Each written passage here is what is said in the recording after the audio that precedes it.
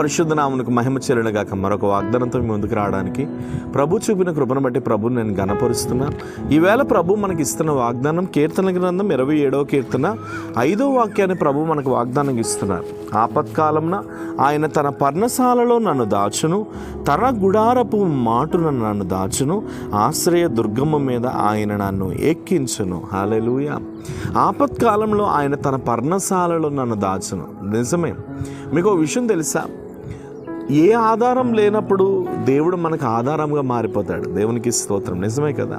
మనుషులందరూ మన చేతిని విడిచిపెట్టినప్పుడు, నరులందరూ మనల్ని త్రోసివేసినప్పుడు, ఇంక ఎవరి ద్వారా కూడా ఏ కార్యం జరగదు అని అనుకున్నప్పుడు మన కంటి ముందు ఎవరు కనబడుతూ ఉంటారంటే దేవుడే కనబడుతూ ఉంటాడు. కానీ ఒక విషయం మీకు తెలుసండి, భూమి మీద ఉన్న అన్ని గుడారముల కంటే, భూమి మీద ఉన్నటువంటి అందరి చేతుల కంటే, భూమి మీద అందరూ చేసిన సహాయం కంటే దేవుని సహాయం ఉన్నతమైనది. Praise the lord. నిజమే. ఆ సహాయము మనం తీసుకున్నప్పుడు మనకి సంతృప్తి వచ్చేస్తుంది. అందుకని మీ అందరికీ నేను చెప్తున్నాను ఈ వాగ్దానం ద్వారా, ఏమన్నా తెలుసా?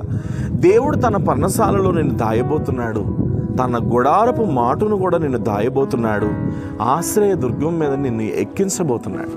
అంటే ఇప్పుడున్న స్థితి కాదు, రాబోయే దినములలో నీకు ఒక ఉన్నతమైన స్థితి, ఒక ఉన్నతమైన స్థానం.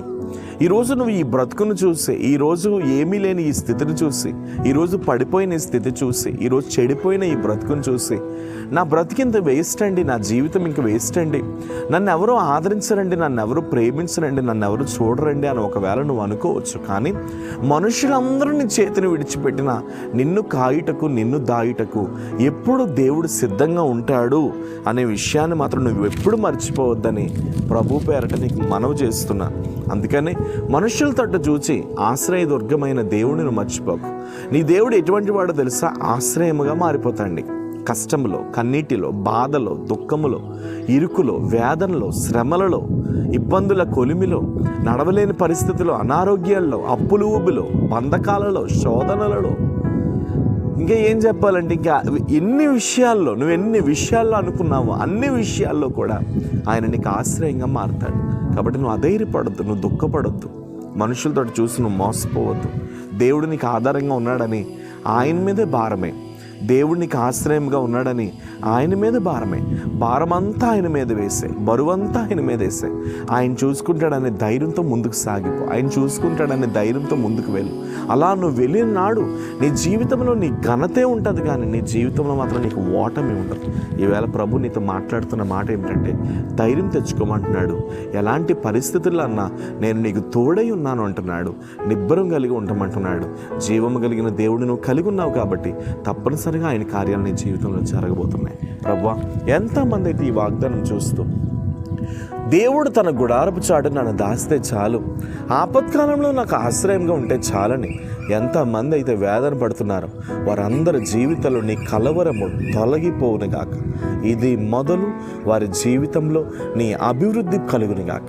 ఇది మొదలు వారి బ్రతుకులలో నీ అభిషేకం దిగివచ్చునుగాక. ఇది మొదలు వారి జీవితంలో నీ ఆశ్రయము కలుగునుగాక. చేయి వదలొద్దు ప్రభా, నమ్మదగిన దేవుడుగా నువ్వు కార్యాలు చేయమని ప్రార్థిస్తున్నాను. మీరే తాకమని, ఉన్నతమైన కృపనుమని, అనేకులకు ఆశీర్వాదకరంగా మార్చమని, రాబోయే దినములలో ప్రతి దుఃఖమును మీరు నాట్యముగా మార్చమని, మీ కొరకు నిలపమని, నిలబెట్టమని, సహాయము చేయమని, ఆశీర్వదించి బలపరచమని, మీ కొరకు అనేకులకు ఆశీర్వాదకరముగా మార్చమని, మీరే తాకమని, ముట్టమని యేసు నామమున అడుగుచున్నాను తండ్రి. ఆమేన్. God bless you. అనేకులకి వాగ్దానం షేర్ చేయండి. ఖచ్చితంగా మీ కొరకు మేము ప్రార్థన చేస్తాం. Praise the lord.